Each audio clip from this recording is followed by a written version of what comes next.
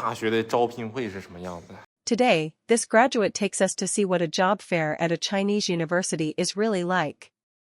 At the university job fair, we can see that the current employment situation is indeed very severe. The venue is crowded with university students. There are usually some specialized sessions. For example, there are booths from Hebei University of Water Resources and Electric Power, China West Normal University, and Xinjiang Normal University for Engineering. In addition, there are booths from institutes like the Institute of Earth Environment of the Chinese Academy of Sciences and the China Aerospace Science and Industry Corporation. For undergraduate students, it is relatively difficult to get into these universities and research institutes. At the job fair, there are also booths from tech companies and customs units, such as Tianshui Normal University and Baotou Normal University, but these units mostly recruit PhD holders. Some booths also recruit master's and bachelor's degree holders, but a PhD is still the main requirement. The job fair offers a wide variety of majors, and there is a constant stream of people seeking employment. Seeing so many master's and PhD holders looking for jobs at today's job fair, it seems even more difficult for undergraduate students to find hope. A harsh reality is before us. Once envied university graduates have now completely lost their market. Recently, I came across two shocking sets of data. One set was released by the Education Department, showing that in the year 2024, the number of university graduates in China reached an astounding 11,790,000, a record high. What does this mean? There is a developed country in Europe, called Belgium, with a total population of only 11,100,000. The other set of data comes from a report released by a recruitment website, which shows that the employment rate of university graduates in 2024 is only 55%. This means that nearly half of the university graduates have become NEETs. Combining these two sets of data, we can roughly understand the current job market for university graduates. As the number of university graduates continues to surge, the situation of graduates being unemployed upon graduation has become very common in the past. People laughed at those who stayed at home unable to find a job. Later, they understood those who stayed at home unable to find a job. Now, they have become those who stay at home unable to find a job. The changing situation has caught everyone off guard and has made everyone ponder a question: why is it so difficult for university graduates to find a job? 活不下去了，今年32岁。 I don't think I can hold on any longer. I'm 32 years old with a master's degree, yet I can't find a job. It's been nearly a year, and I really can't take it anymore. I don't understand the point of all the years I spent studying. From childhood, we were taught that studying hard was essential. My parents worked tirelessly, and my family scrimped and saved to support my education.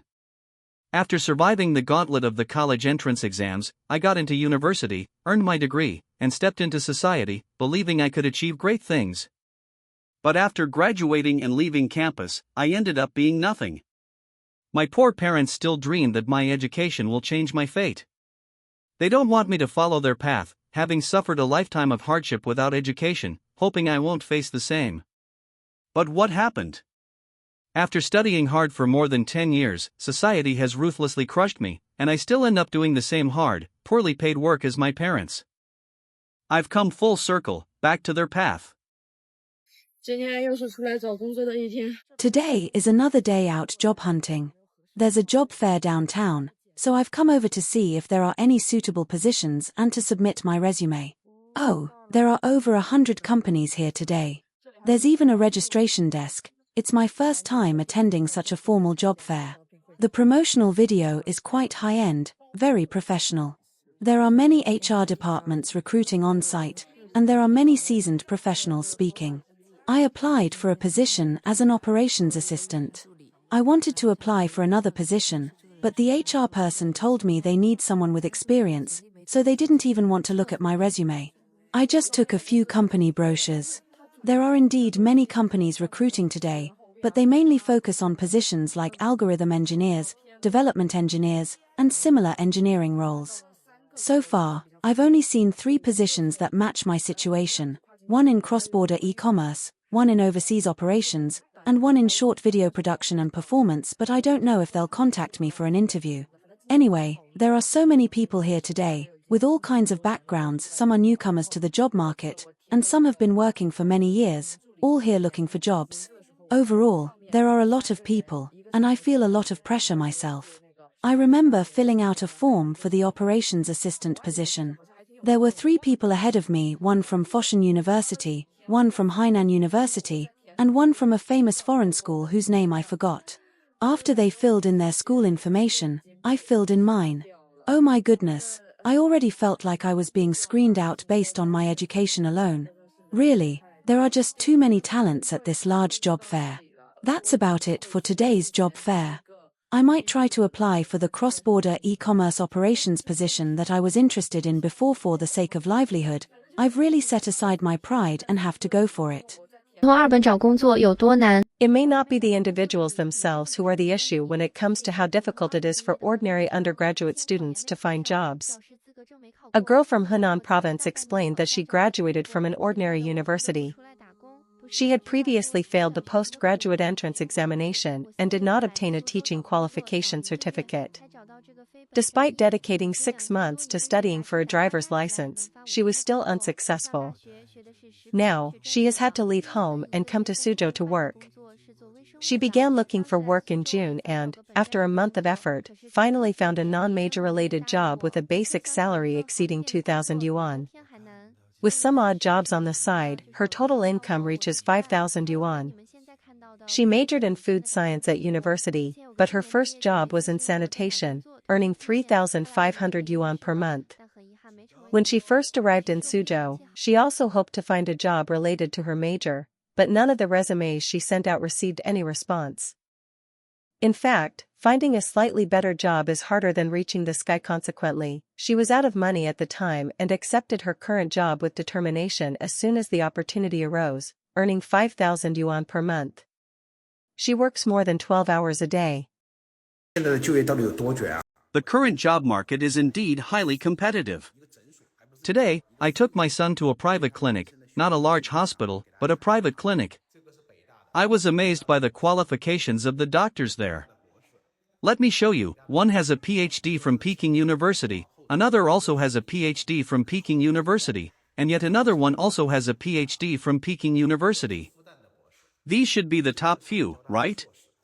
Then I went further and found many other doctors. Generally speaking, their qualifications might be slightly lower, right? Look at this one, who has a PhD from Fudan University. This one has a master's degree from Shanghai Jiao Tong University, and this one is a master's from Wuhan University. In short, after looking for a while, it seems that the master's degree from Wuhan University is the lowest. 我发现最近就业形势是好严峻呀。 This recent Shanghai graduate also finds the job market incredibly tough lately. Yesterday, he saw a news report saying that recent graduates in big cities like Shanghai generally earn no more than 8,000 renminbi, and he could hardly believe if it's true. So he asked his friends about it. One of them told him that he went to a job fair a couple of days ago and saw a position offering a salary ranging from 4,000 to 6,000 renminbi, located in Yangpu, Shanghai. This netizen sighed at how such a meager salary could sustain living in Shanghai, especially in the economic district of Yangpu. How could one manage to survive? He also spoke to another friend who is currently job hunting. Despite applying to many companies, he hasn't received a single response. Even in a big city like Shanghai, finding a job is extremely challenging. Even as a graduate student, it's difficult to find a suitable and satisfying job. 不知道大家有没有这种感觉，工资又重回10年前的3500时代。 Do others share the feeling that salaries in China seem to have reverted to the era of 3,500 yuan a decade ago? Is the current job market really this challenging? Let's look at the first-hand experiences shared by netizens.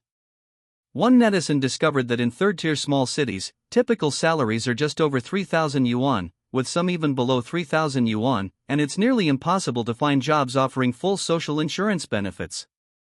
Another netizen shared that their company, with a branch in Changsha, spent 4,000 yuan to hire a college graduate who had studied in Japan for 3 years, achieving level A proficiency in Japanese with a score of 160. In Shenzhen, they spent 5,000 yuan to recruit a graduate from Shenzhen University.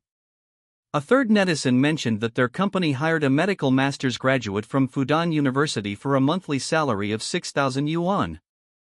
Recently, they also noticed an elementary school recruiting contract teachers outside the established quota on their website, requiring applicants to hold a master's degree in education, offering a surprisingly high salary of 3,000 yuan per month. Another netizen lamented spending millions on studying abroad only to return home to a monthly salary of 5,000 yuan.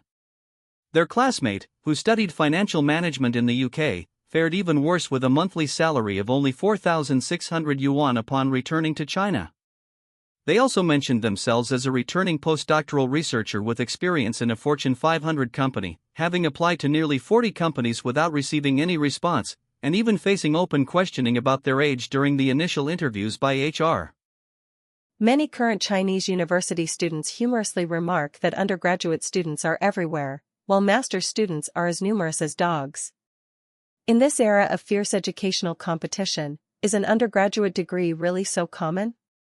Is it truly impossible to succeed without pursuing a master's degree? Can education still change one's destiny? According to data from the end of 2020, the percentage of people in China with high school education or below is 84%. Those with associate degrees account for 8%, while bachelor's degree holders make up 7%. Those with master's degrees constitute 1%. This reflects China's current educational structure and the overall level of education among its citizens, which is not universally high. In other words, on average, there is only one bachelor's degree holder for every 14 people, and one master's degree holder for every 125 people.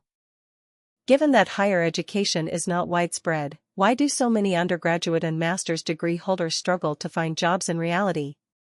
Apart from economic factors, the core reason lies in a significant mismatch between university education and societal needs. Universities still impart knowledge from 10 years ago, while society is advancing rapidly. Many students lack the ability to create value for businesses, rendering their higher education somewhat hollow. Therefore, it is advisable for students to not only acquire solid academic knowledge, but also engage more in internships and practical experiences, pay attention to social changes, understand business demands, and avoid getting trapped in a narrow path of academic pursuit.